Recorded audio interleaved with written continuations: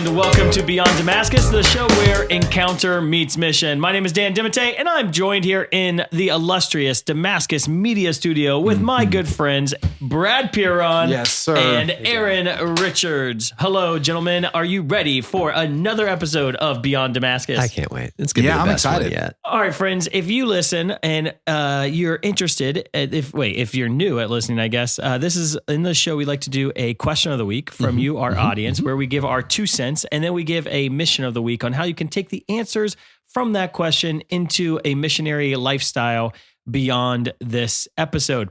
Like St. Paul, he had an encounter with Jesus on the road to Damascus. He didn't just let that encounter be something he kept for himself. Left on the road. Yeah. He went beyond Damascus and evangelized. And that is our goal for all of us, ourselves and you. This isn't just a show about mission. It's also on mission. And so if you have not yet subscribed for this podcast, we have a generous mission partner who gives us $10 to send different kids to Catholic Youth Summer Camp, one of our flagship programs, for every new subscription. So if you hit that subscribe button like this, we get $10 to help a young person encounter Jesus Christ through Catholic Youth Summer Camp. So that would be pretty amazing. All right. Are you guys ready to roll up our sleeves and have some fun? So Let's ready. do this thing. All right. Jack, may you give us the question of the week with your beautiful beard. Do you guys ever ask a teacher in elementary school, can I go to the bathroom? And they're like, I don't know. Can you? And it's like, may I? Jack, may you ask us a question? May you ask us a question? I hate that. That was teachers, the I worst. always, That hurt. I'm still dealing with that. I think that wound. It was an elementary school wound. Okay, the question of the week is, what are some first steps to evangelizing the people around me? Oh, first steps to evangelization. That is a great question. Okay. Aaron, Brad? I think I got this one. Man, Aaron's firing quick. First step. Nice. First step for evangelizing. The phrase that comes to my mind is live out loud. Live out loud. I was on a phone call this morning with an insurance guy, and he asked me, what's the name of we were talking about the delivery of our new baby. He said, what's the name of your new baby? And in that moment, I had an opportunity. So I was able to witness to my Catholic faith. I was able to witness to Monica's particular devotion to Our Lady Star of the Sea. And I was able to witness to the work that we'd done on mission in France. All in the context of, hey, what's your baby's name? Right. So what was it? How did the conversation go? I shared all those things. Oh, okay. Because Marin, our new baby, I was waiting for you to tell the audience who may or may not know your child's name. The French variation of Maris, which is the foundation of Maristella. Mm-hmm. So, in any case, use your baby as a prop to communicate your Catholicism. Now, the oddly specific step. Let me take another one. I walked in the door today and I had a t-shirt on, and one of the guys at the front desk down in our office, he made a comment because I rarely wear t-shirts. But after that, he saw the logo on my t-shirt and he said, what brand is that? Right? Mm-hmm. Because what we live and what we communicate, it invites conversation. Right. And the caveat I would put on this is don't wear stupid things, right? don't, I don't know. If question your, let me say it this way. It's good to promote what is true, good, and beautiful. And if you've not explored this, or if you've said, I'm not wearing a Christian t-shirt because all I can think about in my mind is like one of those terrible shirts. Someone's probably wearing it in the audience right now. That's got like the Coca-Cola shirt. Yeah, I was thinking Coca-Cola too. I don't know. Christ forever. Christ-a-Cola. And it's like, when I think about this, it just embarrasses me. And I would even hold up the team that we've got here at Damascus, like working really hard to make beautiful merchandise that communicates the message of the gospel. Stuff that you'd be excited to wear. Yep. And stuff that can then initiate conversation. Yep. So that's my 2 cents. So live out loud. So the t-shirts, ways you say things, your kids' names, all of that, your lifestyle speaks. That's right. I love that. I love that. I think it's a great answer. We had a someone who worked for the Trump administration on Beyond Damascus long ago when we were doing interviews. And, you can imagine being like in Washington, D.C., working at the Trump administration. We asked him, okay, so how did you evangelize at work? And he just said, well, it actually was super easy. I just put like statues of the saints on my desk. I had a picture of my wife and my kids, and he has like 900 kids. So but his just his lifestyle was it was a loud lifestyle that just invoked questions. And so I think a lot of times, what music do you listen to? That may invoke questions. What kind of things do you put in your office? That may invoke questions. So being intentional on that is brilliant. And don't be obnoxious. Because that's annoying. But know that your life is a test. Your life is a testimony. Of course, by definition, live like there was a quote that I remember back in college. I don't even remember where I heard it, but live on purpose with a purpose. So just like do things intentionally and do them with a result in mind, and a result that's positive for everyone that encounters you. And if you can do those two things, like just take every moment. Like I'm going to live this moment. And I'm going to be authentic to who I am in this moment. And like, if we do that, then we'll be stewarding what God's given us just naturally. And I thought that was a really simple way. Like live intentionally, live on purpose with purpose. Can I go? Do it. 2 cents. Boom, boom. Yep. Okay. So what is, was that right-handed? It was right-handed. I didn't even notice that. Yeah, Dan. Actually, yeah. I'm ambidextrous. Okay. I didn't know that. No, I didn't either. I just made that up. I lied. Yeah. I am right-footed though. I'm left-handed, but right-footed. That's weird. So, What are some of the first steps in evangelization? I think joy is a great first step of evangelization. Yeah. Joy is the sure sign of the presence of God. Joy, it gives, there's hope, right? And I feel like so often people struggle to have joy. People struggle to be like engaging and loving to other people. And so joy just naturally diffuses things and invokes people to you. But even more so, I think a joyful community is a proto-evangelization, that there's something powerful about a joyful community. In college, all of us were part of a college community at Ohio State's campus, and our tactic for evangelization on campus, which was extremely successful, was just to go to the oval, like the grass area at Ohio State, and play like ultimate frisbee with a bunch of Christian dudes. And then that would attract other people, and we would invite people to play frisbee with us. And the reality is a group of Christian men play sports differently than a group of non-Christian men. I'm assuming that would also apply to women. But in our experience, it was that, of course, as we're playing together, they're seeing the way we have competition, but kindness. We're engaged and strong, but also humble and meek. And it was awesome to watch. It was just always so fun to watch people almost be perplexed. And they often would say, what are you? They wouldn't even say who. They would be like, what are you guys? Like, because it's just so drastically different to be a community of joyful disciples. They would ask us who we are, and then we could share with them, hey, and we would share about our prayer group. We'd share about our men's ministry.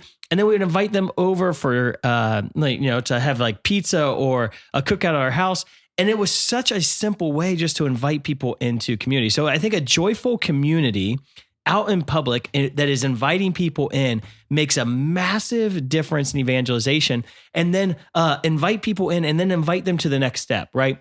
Joyful community with an invitation, and then an invitation to the more. So that once you actually encounter the body of Christ, then you can say, hey, we also want to invite you to meet the head. Like we want you to know that we're in our right minds. After all, his name is Jesus. And, but yeah, I think it's very effective first step in evangelization. I think a lot of times in evangelization, we think the very first step is having an intense conversation or a one-on-one, but really I think a joyful community is the most important thing.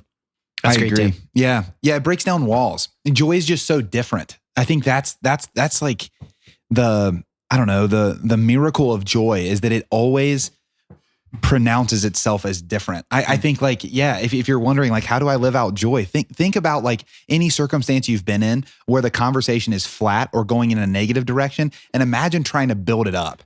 Like it's immediately different. It's immediately different. And it just takes a stand that like, let's build something together. Let's get excited about how good things are and not just lament on how poor things are. Like I remember, it's so funny because you mentioned Frisbee. That was actually before my conversion, that was the first thing I did. Is I just came and I was like participating with these guys in Frisbee, in basketball, and these things that I loved doing. And I did notice that they were different. That is literally what I noticed. And it was, it worked, guys. We got Brad. We got Brad. No, it's You evangelized me. Dang it. yeah. But I think it's just so different. Yeah. That's why I love what you're saying, because it takes a stand. Well, and at Damascus, it is so funny to watch people like these high school students come on retreat. So like we'll get these rough high schoolers here on retreat and they're forced to be here. And they show up with like a chip on their shoulder, but they enter a joyful community. So our missionaries are like just incredibly joyful, incredibly like one person that's joyful is weird, right? Like when I go to a high school and I'm coming into their territory and I'm trying to evangelize by myself with over the top joy, and there's 400 high school students, I can feel their eyes pierce me. And they're like, you're a little weird, right? And it's not nearly as effective as when they come here. We don't even have to proclaim the gospel initially. Walls start coming down just because they're like, oh my gosh, like there's so many people who have something that clearly we don't. Yeah. It's really neat. That is really neat. I was thinking about that in the men's and women's retreats that we run as well. They're always like, something about your missionaries. It's like, well, I think it's joy. I have 2 cents too. I just dunked on St. Paul. I think that's never happened before in my entire life. He usually dunks on me, but yeah, that's the statue. Yeah. We have a statue on our desk. There's those Christian statues of Jesus like playing sports with the little kids, and the kids like playing basketball, and Jesus is like swatting them. Yeah. So yeah, I think does anyone remember exactly how the question was phrased? Because I'm forgetting. Well, the bearded, beautiful Jack Parker would. Jack, how exactly was it phrased? What are some first steps to evangelizing the people around me? Yeah, that's what I thought. So yeah, some first steps to evangelizing the people around me. So there's like a really quick and easy, I think, because I love the heart of what you guys are getting at, and the very, I just think both of you gave examples that can be brought into all different arenas of life. Just in a very practical way, some first steps if you're wanting to evangelize people around you that I've found to be really successful is first, experience, second, witness, third, follow up, and fourth, follow through. And it's really simple. It's probably applicable in other areas of life, but definitely in evangelization. And what I would say is this: if you're wanting to evangelize those around you, you need to experience the love of Jesus regularly, because that's what fuels evangelization. Love of neighbor is fueled by God's love for you. Like when you love the Lord with all your heart, mind, soul, and strength, what you see in return is an unequal amount of love that he gives you. We can't love him like he loves us. And that makes us want to love others, because whenever you realize how much he's giving you, you want to give away. So experience is really important to evangelization. So if you have a yearly retreat that you go to, keep doing that, because you need to experience God in a community of believers. Go to Mass every Sunday. Try to encounter the Eucharist in other ways than just Mass on Sunday, right? Like experience Jesus regularly in your life. And then from there, you witness. So what makes the Gospels like unbelievably powerful is that they're not just some cool story that people are trying to tell you to inspire you. It's literally people going, something crazy happened and you should know about it. It's literally witness. It's like, we saw something. Like at the beginning of John's gospel, he's like, we saw his glory.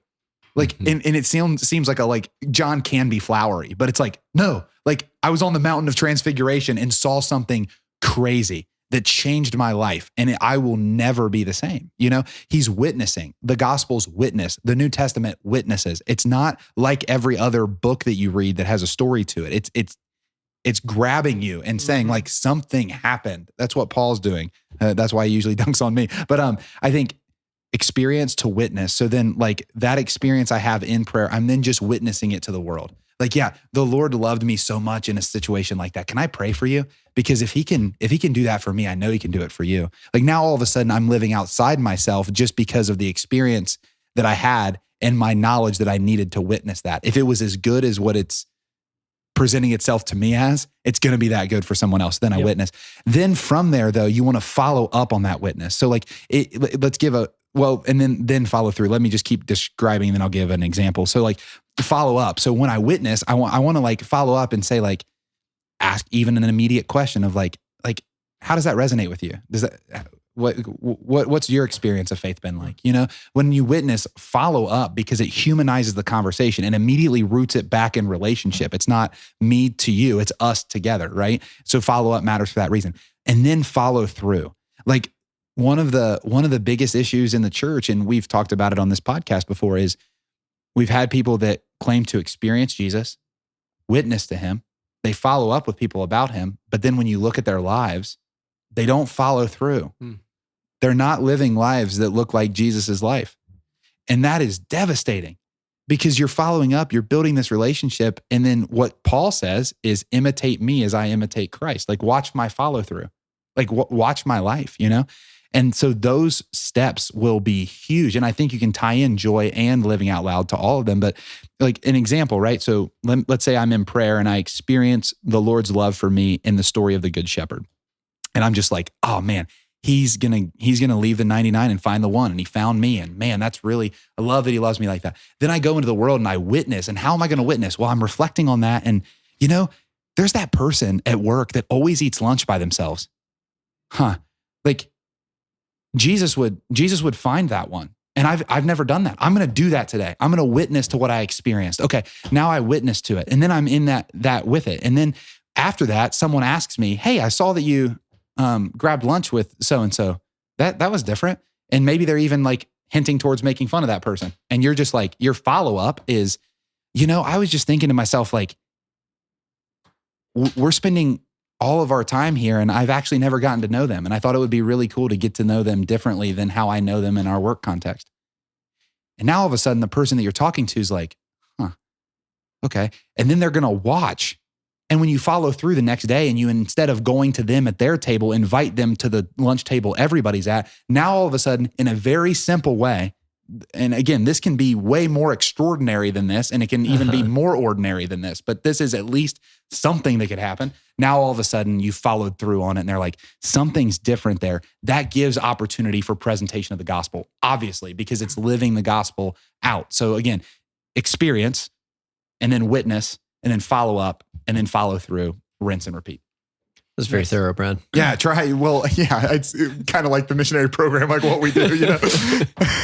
We're going to have a book written on that. No, I do love that. And I think that it's hard for us sometimes to know the process, like an intentional process of how am I going to evangelize and walk with a person. I think I tend to know that I'm better at some aspects of evangelization than I am others. And I think I'm like, okay, I can be really good at the experience and the witness. Am I actually doing the follow-up as much as I should, or do I just get too busy with life and the follow-up is falling through? So I can get someone asking the questions and engaged and interested, but then I forget to follow up with them and take the next step. And I think the process is really important in order for in order to be successful. That's right. Yeah. Mm-hmm. Yeah.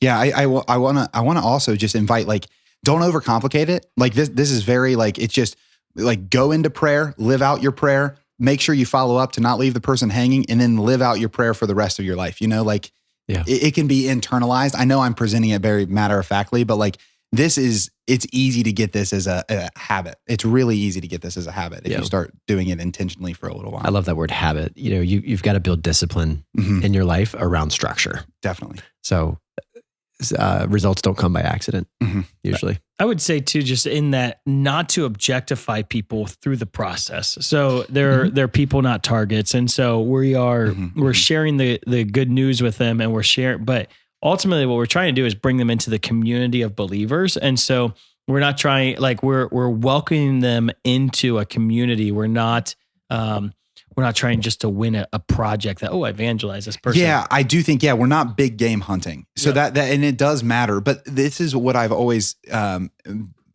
seen in that line is like, obviously, because a person is due an encounter with Jesus Christ. A person, and you know who Jesus decided for that person to experience him through? You. Like that's you as a human person are entitled to an encounter with Jesus Christ. And Jesus has put believers in the world for that purpose. So me treating someone as a person means living out Jesus in front of them. It doesn't mean preaching at them. It doesn't mean correcting them on every little thing. It means being Jesus in front of them. And that, man, I just don't know how I think we've missed that sometimes. And that's why I love that you focus in on community. Like, let's bring them to other people who might witness in different ways. And finding Jesus in them. Like, I think that's the neat thing too. So that I think that's what keeps them not simply a target, like you're actually evangelizing me too in this process. Like Pope Francis said, every encounter with a person is an opportunity to encounter Jesus. And so I have the opportunity, and if I'm all like, hey, I'm superior, I am better, I'm going to evangelize you. Like, if that's my mentality, I'm not going to be successful. I think the authentic love demands that I see this person in front of me, even if they're not a living witness of the gospel or living the faith, that I can encounter Jesus in this person. I think that's right. Yeah. Beautiful. Okay, it is time for the mission of the week. Who would like to go first, giving their mission of the week? I can go. So I'm going to tie mine just to that 4-step process. So I'm going to say this week, take a time of prayer every day, and whatever you feel like the Lord's highlighting to you, just ask him how you can live that out that day, and then do that. And then from there, follow up and follow through, but focus at least on that. Take prayer every day this week and ask the Lord at the end of your prayer what he's been highlighting to you, and then ask him how you can live that out, and then live it out. And that'll, again, begin the process of missionary discipleship in a new way in your life. Yeah. I think you should go buy some merch from the Damascus merch store. You know, it was one of our goals, however, to make that an online store. And we have not done that yet. It's coming. Yet. Only we had an online Okay, store. so anywhere you're listening, just go buy. Drive to Centerburg, Ohio. Aaron wants you to buy a Catholic Coca-Cola shirt that says, they take some kind of a brand and Okay, my mission of the week would be, what is the first steps of evangelization? I would say if evangelization is sharing the good news, one of the first steps would be to open your mouth, right? Yeah. And so I'm just going to encourage you to go share the gospel with someone. Just go and have a faith-based conversation with someone. If you have not had faith-based conversations, do it. One of the ways I like to initiate a faith-based conversation is I just ask people, hey, is there anything I can pray for you for today? And that's always going to start a faith-based conversation. It may even be a negative faith, but you're going to be in a conversation. And but it almost 100%. I can't actually remember a time where a person has gotten few angry. and far between. Yeah, so just try it and see what happens. Awesome. All right, you have been listening to Beyond Damascus, the show where encounter meets mission. If this episode has blessed you, we want to invite you just to share it with a friend and allow them to also know the first steps on how to evangelize. And if you are joining us, we want to remind you that mission makes sense. Thanks so much, guys. CENTS and SENSE, they sound the same. Oh, wow. Get it? Yeah. We should make a t-shirt for the Damascus merch store. Peace out.